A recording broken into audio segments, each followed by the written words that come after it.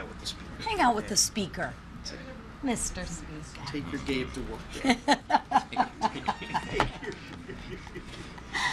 Oh, we're in a good mood this morning. So good morning, everyone. Let me just start with the mayor of Los Angeles and the governor of California. Actually messed around and found out. They messed around with the lives of Americans when they made their sanctuary cities safe for illegals. And they messed around when they also allowed violent protesters to attack law enforcement agents. Now they're finding out the hard way what it looks like to actually restore law and order. President Trump will not let the extreme and violent protesters tear our country apart. Burning cars, attacking police officers while wearing masks and waving other countries' flags. This will not be tolerated. To the Democrats calling these peaceful protests, shame on you. Do these look like peaceful protests to you? Looks like a place where you'd send your child, maybe Sunday school? Is there anyone in this room that can tell me this is what a peaceful protest looks like? Come on. We need to start correcting the truth with the other half of the truth and making the Democrats own this is a peaceful protest. Please. The Democrats are the ones responsible for this violence and lawlessness. Democrats have demonized law enforcement agents and ICE agents for years. They have enabled this unacceptable behavior. Remember, the Democrats are the ones that demanded that we defund the police. Well, ladies and gentlemen, this is what you get when you defund the police. They are the ones who want to abolish ICE. Well, guess what? ICE is the one that protects us, for in the Democrats' eyes, these peaceful protests. ICE agents protect law-abiding American citizens. Gangs are a threat to our communities. ICE agents are on the front lines detaining and deporting violent, illegal aliens, many of whom, may I remind you, are sex offenders, murderers, human traffickers, and gang members. But are we really surprised that these are who the Democrats defend? Of course not. Democrats continue to defend an alleged human smuggler, calling him just a man from Maryland. Just like the left wants you to believe that this is a typical weekend in Los Angeles. Nothing to see here, right? Kind of makes you think for a moment.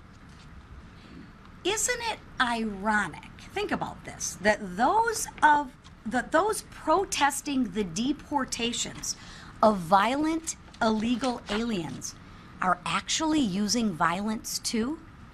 Kind of interesting, isn't it? It's almost like they support it. They burn and spit on the American flag while waving flags of other countries. Well, if they hate America so much, they are free to leave. But enough is enough. The riots in Los Angeles this weekend underscore the need for the Senate to pass the one big beautiful bill. ICE needs our help. They need more resources to deport and detain violent, illegal aliens. And now I want to turn it over to a gentleman from Colorado who knows this too well, Mr. Gabe Evans. Thank you. I'll move the box.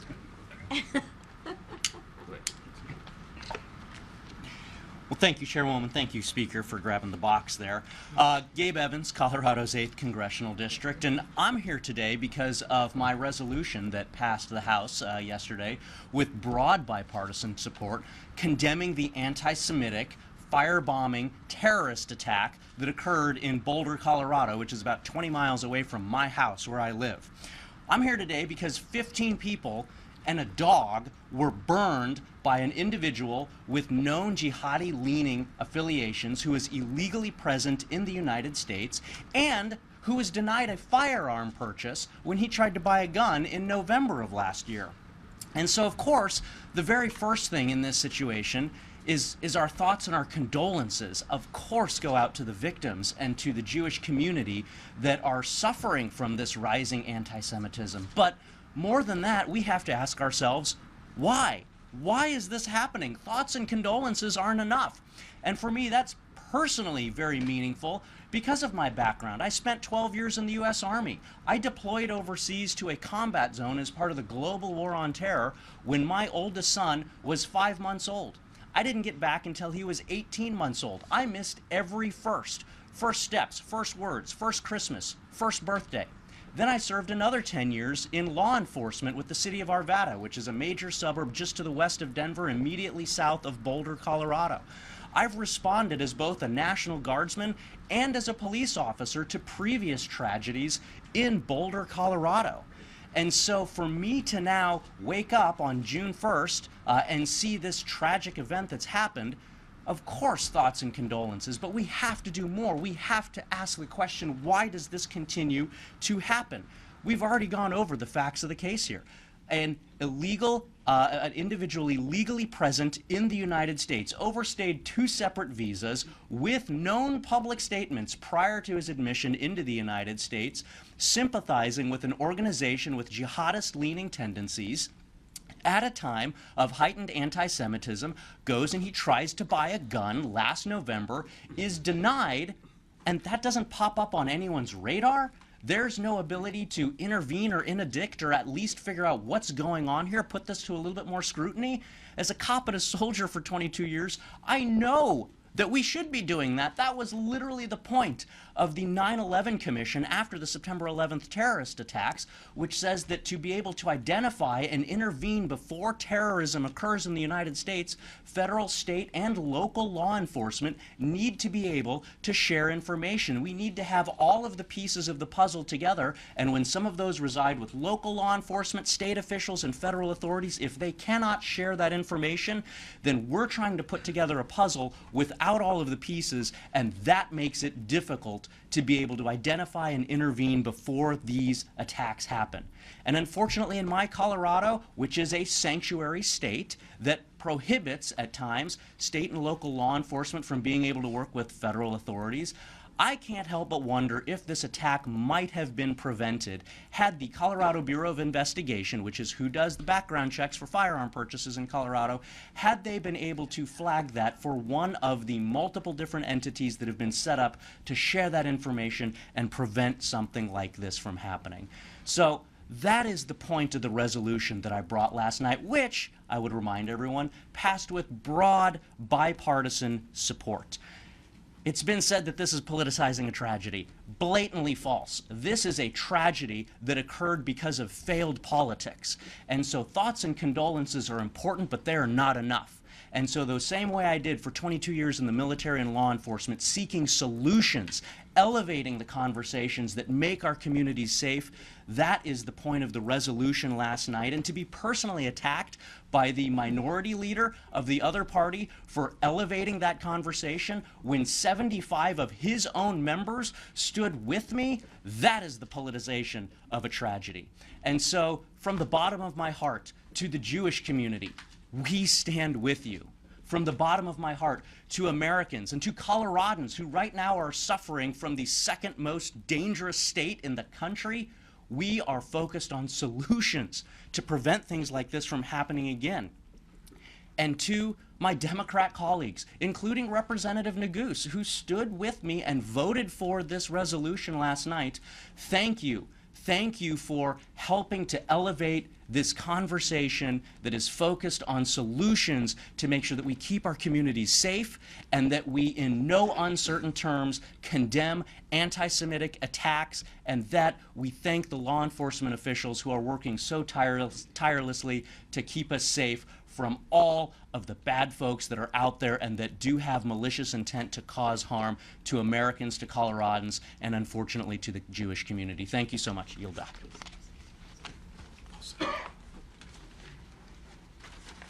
Thank you, Gabe.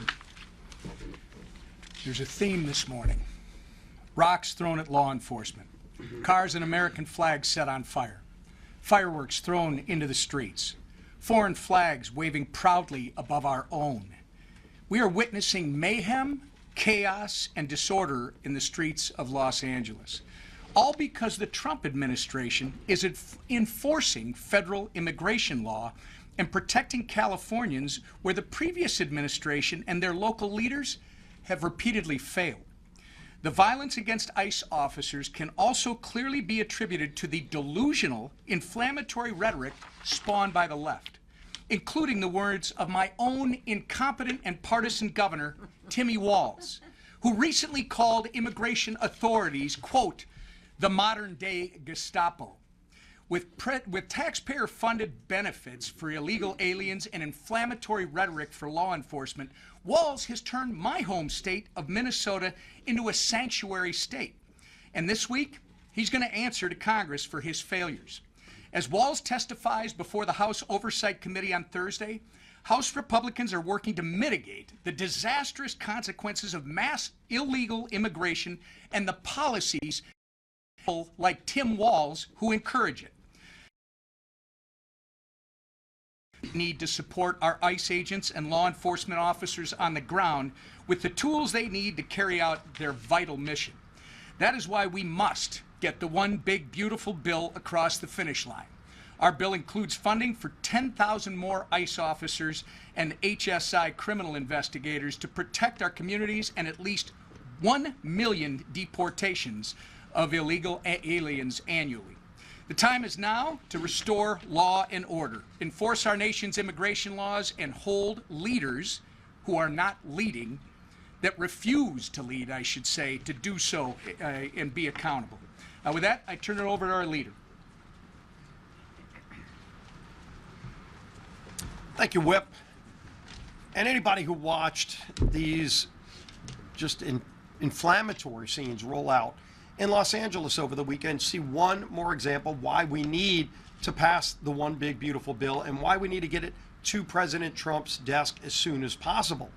One of the many great provisions in this bill that we came together to pass through the House are provisions that allow our ICE agents and our Border Patrol agents to get more resources, to get more support, hiring more Border Patrol agents and more ICE agents. Frankly, it's one of the reasons that every single Democrat voted no on the bill, because they want open borders. They want the chaos and the mayhem that comes with sanctuary cities and sanctuary states that we've been standing up against. They had the opportunity to join us, and they deliberately chose to vote no because they want higher taxes, they want open borders, they want to close off our energy resources, all the things that were in that bill. And so we're going to continue moving forward. The Senate is doing their work now, and I'm confident the Senate is going to move through quickly to get that bill through the Senate, ultimately back to the House for any minor changes, and then to the President's desk so that we can hire those additional Border Patrol agents, hire those additional ICE agents to keep Americans safe. And by the way, if you're a citizen of the state of California, while your governor is failing you miserably, at least we have a president, Donald Trump, who is willing to say that he will step up and try to protect those same people, law-abiding people who are sick and tired of the lawlessness. They are disgusted by a foreign flag being waved in an American city and their governor defending the people that are actually burning down the city, trying to call it a peaceful protest. Don't insult the intelligence of the American people. They see what's happening. They know why it's happening. The far left Democrat Party wants open borders. There was an election run on this. The American people said enough is enough.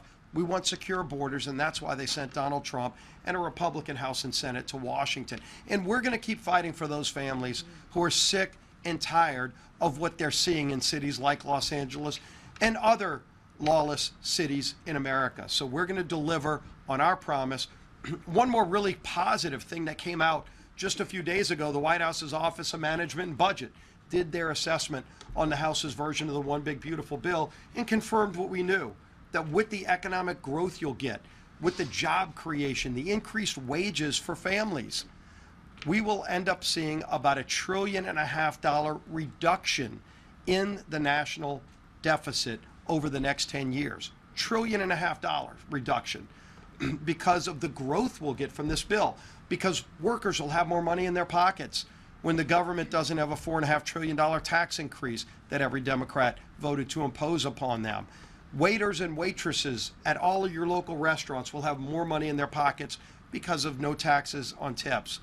Your blue-collar workers who go to work and sometimes have the opportunity to work overtime and maybe wonder if they should do it because of all the taxes that they'll end up paying on that overtime to be away from their family, will no longer have to worry about paying taxes on overtime. And that's going to spur investment. It's going to spur more job creation, and it's going to spur more money in the pockets of those blue-collar workers. So that's going to be another really big, important aspect. So that OMB report coming out really underscores one more reason why this bill is so important to the people of the United States. And then, of course, this week we're taking up the rescissions package. Thursday we will vote on that. We've been answering questions from our members, but our members are ready to go lock in some of those DOGE cuts. DOGE identified waste, fraud, and abuse in so many areas of the federal government. This is a start. It's a good start. It's an important first step, and we're going to take it on Thursday. With that, our leader, who is getting us through all of these challenges, making it look easy, Speaker of the House, Mike Johnson. Thank you, Leader Scalise, and this great team. Thanks to Gabe Evans for his leadership and helping out this week and taking care of business in Colorado. It's really an interesting time in America and in American politics. Republicans are governing well, and we are delivering on our promises, and we are bringing solutions, and we're working around the clock every day to make sure that that is delivered for the people as we promised them last year on the campaign trail. Meanwhile, Democrats are engaging in the applause of destruction of cities and all sorts of chaos. The contrast is so clear, and everybody can see it. And we had all the Republicans gathered together for our weekly meeting here just in the last hour, and we showed them poll after poll after poll that confirms what we all know intuitively. The American people see who is doing the job, and they are losing their tolerance for the nonsense by the Democratic Party, and you can't make this stuff up. We talked a lot this morning about what's happening in Los Angeles because it is such a great exhibit to show what is happening. A picture's worth 10,000 words, of course. You know, while the rioters have been burning police cars and looting storefronts and physically assaulting law enforcement officers, it's important to remember how we got to this point, to this level of chaos, because this didn't happen overnight. 4 quick points to make us all remember. You know, we're in a busy news cycle, and people sometimes forget the facts, but the Biden administration welcomed maybe as many as 20 million illegal aliens across that border and into our country in a 4-year period. Sanctuary states like California rolled out the welcome mat. They embraced it. They offered aliens protection from federal law enforcement. Think of it. They're on the wrong side of the law. And they provided them with health care and housing and taxpayer-funded benefits. It's truly almost unbelievable, incredible what these Democrat leaders of these cities and states have done. President Trump delivered on an ironclad mandate from the American people, and just as we said throughout the entire Biden administration disaster, the law always allowed the president to stop it, and President Trump did it with bold visionary leadership. He stopped the invasion of our country, and he engaged in the largest mass deportation effort in U.S. history. We're in the midst of that right now. Rioters, acting on the words of politicians like AOC and Hakeem Jeffries, are trying to stop this effort by burning storefronts and endangering the lives of patriotic law enforcement officers. The contrast could not be any more clear. Time and time again, innocent, hardworking Americans have been harmed by the failed leadership of Democrat governors like Gavin Newsom. President Trump was absolutely right to send in the National Guard and to clean up for the governor's failures. You know, Gavin Newsom's been in this effort for the last several months to try to reinvent himself, to rebrand himself, okay? It's pretty difficult to do when your state is a safe haven to violent, criminal, illegal aliens, and you're the one at the helm. You can't hide this stuff. The President of the United States has a responsibility to maintain law and order, particularly when the lives and livelihoods of federal law enforcement officers are threatened. What we're doing there with the federal forces is we are protecting federal buildings and property and personnel, and the President is showing strong leadership in doing so. Because, you know, it's those men and women, the federal law enforcement officers, who deserve our support right now. And the One Big Beautiful Bill, by the way, as Leader Scalise noted, delivers much needed reinforcements. In this bill, we have funding to hire a minimum of 10,000 new ICE agents. We're going to provide a $10,000 bonus to Border Patrol and ICE agents on the front lines. We're going to include $45 billion to expand ICE detention capacity and $14.4 billion for air and ground transport to carry out at least 1 million deportations every single year. We'll have to do that for quite some time because they let so many people in. We're starting with the dangerous illegal aliens, and that is exactly who the rioters and the politicians in California are trying to protect, and it's incredible. While Republicans are supporting the men and women of ICE through the One Big Beautiful Bill, Democrats are fighting for those illegal aliens and against law enforcement agents. They're defending the violent anti-ICE protesters in LA. They visited a violent MS-13 gang member and human trafficker in El Salvador. They charged an ICE facility and clashed with ICE officers. That was members of the House of Representatives doing that. They're advocating for people to dox ICE agents and making them targets for threats from radicals. And they're calling for the elimination of ICE. Don't forget what ICE stands for. People get caught up in the acronyms or lost in the acronyms. The U.S. Immigration and Customs Enforcement Agency, okay? It is to enforce federal law. It is to enforce a secure border. And the Democrats want to defund that. Just let that settle on you a bit.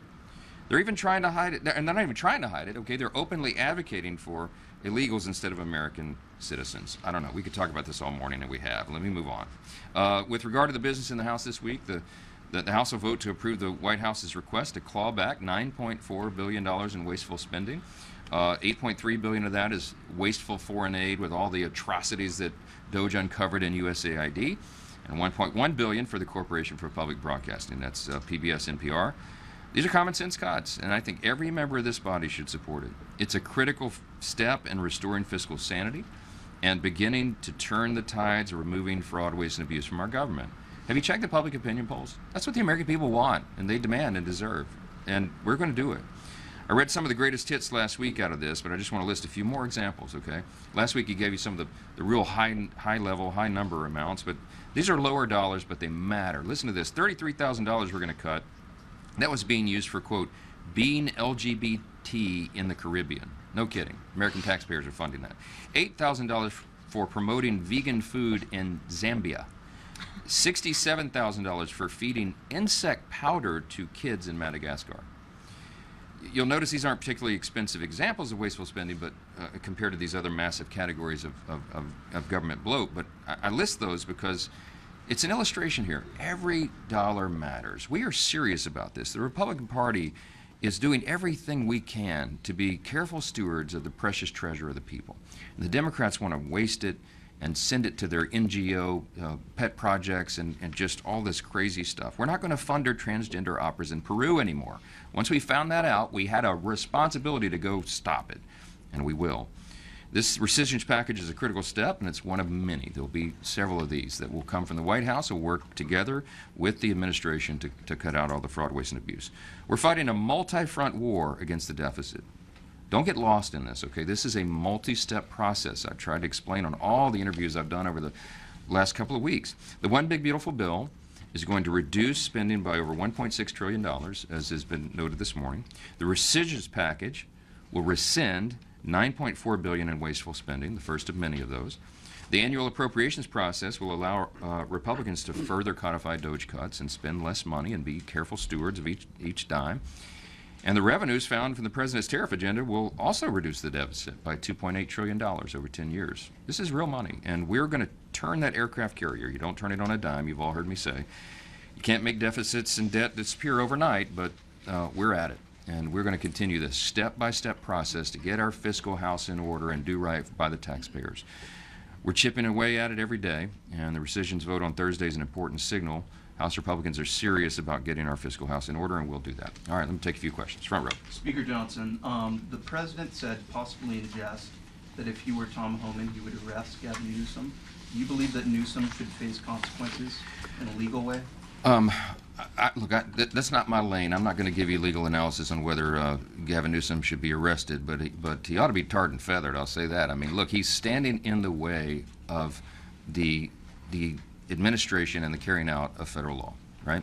He is applauding the bad guys and standing in the way of the good guys. He is trying to, he's a participant, an accomplice and our federal law enforcement agents being not just disrespected but assaulted. This is a serious problem, and the governor is now filing a lawsuit against the president. What a joke. Do your job, man. That's what I tell Gavin Newsom. Do your job. Stop working on your rebranding and be a governor. Stand up for the rule of law. He's not doing that. So I don't know what the ultimate measure will be there, but I know that in the interim time, the President of the United States is showing real leadership, and we're not going to allow LA to burn. We've seen this movie before, right? This thing gets out of hand real quickly, especially in a big city like that. And if local and state officials are unwilling or unable to do their job, the President of the United States will do his, and we support that fully. Yes, ma'am, in the middle.